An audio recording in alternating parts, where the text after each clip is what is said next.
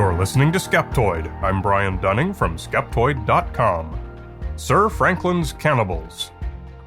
1845 saw the departure of Sir John Franklin's fourth voyage to the Canadian Arctic, this time in pursuit of the British Admiralty's goal of completing a northwest passage eastward across the top of Canada. When he left England with his two steam-powered three-masted ships, the HMS Terror and HMS Erebus, it was to be the last time any member of the expedition would see home. 2 months later, they encountered whale ships in Baffin Bay, and then no European ever saw Franklin and his 128 companions alive. Whatever followed has been a mystery ever since, clarified by only the scarcest specks of occasional evidence, and clouded by scuttlebutt and speculation, and tall tales, and the darkest rumor of all, cannibalism. What can we know about the real fate of Franklin's lost expedition? 2 years after Franklin's departure, the Admiralty decided he was lost. Over the next decade, no fewer than 30 expeditions were launched in search of Franklin. Only a few found anything at all. What eventually became clear was that all members of the expedition had perished, but the circumstances remained a mystery. This opened the door for all sorts of rumors and crazy claims. In 1928, British naval officer and historian Rupert Gould wrote Oddities, a book of unexplained facts, in which he reported that several ships plying the Atlantic in 1851 spotted 2 ships embedded in an iceberg off the coast of Newfoundland. According to the details that were visible, the ships were tentatively identified as the Terror and the Erebus. Could this have been the expedition's end? Or were starvation and cannibalism their ultimate fate? There's still another hypothesis. Like all popular mysteries, the story of Franklin's lost expedition has been gilded with its very own conspiracy theory. Some say that Franklin was sent on the voyage to investigate a mysterious phenomenon, perhaps something like that which is believed by adherents to one of the hollow earth theories, that an alien race lives inside the Earth and comes and goes via great big holes at the North and South poles. When Franklin failed to return from his journey to investigate these giant holes, the British Admiralty decided to cover it up, and the expeditions sent to search for Franklin failed intentionally. Well, what evidence is there for this? Well, none. None whatsoever. In fact, it is so comprehensively unevidenced that nobody even suggested it, until author Jeffrey Blair Lotta dreamed it up out of whole cloth for his 2001 book, The Franklin Conspiracy, an astonishing solution to the lost Arctic expedition. Speculation can only take us so far. Let's look instead at the evidence that does exist, scant though it may be, and see what we can learn. An early discovery in 1850 was an abandoned winter camp on Beechey Island, with the graves of 3 Franklin crew members. Several search parties visited, but nothing there gave any hint of what became of the rest of the expedition. But over the ensuing years, more evidence was to be forthcoming from much farther south. Follow the Northwest Passage south from Beechey Island a few hundred kilometers and you will come to King William Island. It's a vast sheet of flat rock, scraped smooth by glacial action. 12,500 square kilometers of barren tundra dappled with uncountable melt ponds. Its western coast is waterfront property on the Northwest Passage. All along the island's western and southern coasts, at least 20 sites have given up artifacts from Franklin's party. Importantly, these artifacts included 2 notes placed inside a stone cairn by Franklin's party, a year apart. The first note revealed that they'd spent the winter of 1845 to 1846 at the Beechey Island camp, during which the 3 men in the graves died of tuberculosis.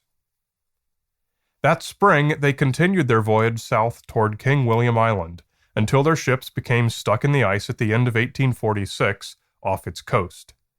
They spent the winter ashore, and left the first note in May of 1847, saying that all was well. But things would not stay well. Franklin himself died shortly thereafter, and the ice clung to the ships throughout the summer of 1847 and into the winter of 1848. At this point, the survivors decided to abandon them. They left the second note, saying that 24 men had died so far, and that they would take the small boats south along the coast of King William Island and head for the mouth of the Back River, the principal waterway into the safety of the Canadian mainland. This would be a journey of some 500 kilometers. And from that point on, from the date of that note in April of 1848, we have no documentary evidence of what became of the men, or whether they ever resorted to cannibalism, or what ultimately killed them.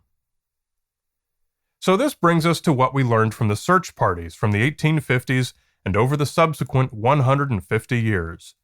In 1854, an expedition led by John Ray, chief factor of the Hudson's Bay Company, collected silverware and other various artifacts that had belonged to the crew, proving that they had indeed made it all the way around King William Island and had started down the Adelaide Peninsula toward the Back River. In 1859, a sledge party under Sir Francis McClintock found the cairn with the notes, skeletons at some of the coastal camps, as well as one small boat containing 2 skeletons and loaded with supplies abandoned at the western tip of King William Island. Many other expeditions found the camps and graves as well as skeletal remains, but none past a certain point down the Adelaide Peninsula. Modern forensics has also contributed to the picture. Beginning in the 1980s, Canadian anthropologist Owen Beatty spent many years at the Franklin sites. His analysis of the corpses at Beechey Island showed high levels of lead poisoning, almost certainly from the lead solder used in their food tins and the plumbing on board the HMS Terror and Erebus. Beatty and others have concluded that the lead levels were dangerous and likely weakened the men, perhaps making them more susceptible to tuberculosis and pneumonia, but was probably not sufficiently debilitating to have been the ultimate cause of death. No evidence ever suggested the men were affected by late-stage symptoms like dementia, for example. Beatty's studies did find significant evidence of cannibalism, as have subsequent studies. Bones had telltale knife marks, and some had also been boiled. Sadly, this type of evidence was found at multiple sites, not just at 1 or 2. It seemed that this darkest of rumors surrounding the Franklin expedition was all too true. But although evidence has led this far, it still didn't give a detailed history of the men's final months, or of exactly how far, how many of them had made it. But historians looking to reconstruct the fate of the Franklin expedition have one ace in their hand that investigators of other mysteries do not: eyewitnesses. When Franklin's party was in the Arctic, they were not alone. Inuit natives lived there and interacted with the expedition on many occasions. While the Inuit did not have written histories in which they could have made records of use today, they did have oral histories. Clearly, oral histories are imperfect as they're subject to many sources of distortion, but they are still useful as anecdotal evidence. The value of anecdotal evidence is often to suggest directions for additional research, and it turns out that that is precisely the role it has played in the search for Franklin. Perhaps the best book on this exact subject is Unraveling the Franklin Mystery, Inuit Testimony, by David Woodman. Ray, McClintock, and many other searches had all collected large amounts of testimony from Inuit on their expeditions. The Inuit histories provided many details, although often with somewhat ambiguous times and locations. An Inuit party had even boarded one of the 2 abandoned ships while it was still stuck fast out on the ice. Taken as a whole, the Inuit stories supported the tale told by the archaeological and documentary evidence. As men died along the route and splinter parties broke off here and there, a core group of 35 to 40 men made it as far as a spot on the Adelaide Peninsula now called Starvation Cove. Here, the last of the men died, using the flesh of their deceased comrades in a desperate and ultimately unsuccessful attempt to save themselves. Woodman's emphasis on Inuit oral histories has not been without criticism, which was the case with John Ray as well back in the 1850s. Ray, who lived among the Inuit, had learned to place a great deal of trust in their oral histories. One reviewer of Woodman's book wrote, "One bias, however, Woodman does stand by. In oral cultures, stories of fact, as distinct from myths, however old and told at however many removes, possess kernels of truth. They may be imbricated by cultural biases. Aspects of some individual stories must be dismissed as unreliable. There's one quote given by Woodman in his book that I think bears a special mention, and it's this, in reference to his reconstructed timeline of the Franklin Party. Analysis of the wreck and the artifacts within will certainly disclose other errors in the reconstruction presented here, and force major revisions. I welcome this. No one is more aware than I that the current fragmentary state of evidence makes it possible to construct competing narratives of equal probability, and that the one presented in this book is simply my best imperfect effort. New evidence of any kind will reduce the number of possibilities and hopefully lead to a fuller understanding. Woodman's attitude is the very heart of science-based investigation. Just because we don't know something doesn't mean that it's unknowable, nor does it mean that we don't have a pretty good idea. And when we do have a pretty good idea, we must always welcome improvement and correction. By this process, we can be assured that our current theories are as good as we're able to make them, and will almost certainly get even better. In 2014, the wreck of the Erebus was found on the seafloor near where the crew abandoned it in the ice. It was the biggest and most solid piece of evidence yet supporting the currently accepted timeline. But like all the evidence in this case, it doesn't tell us much by itself.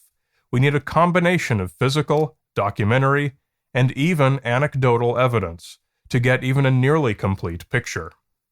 Franklin's Lost Expedition provides an elegant example of the value of all types of evidence.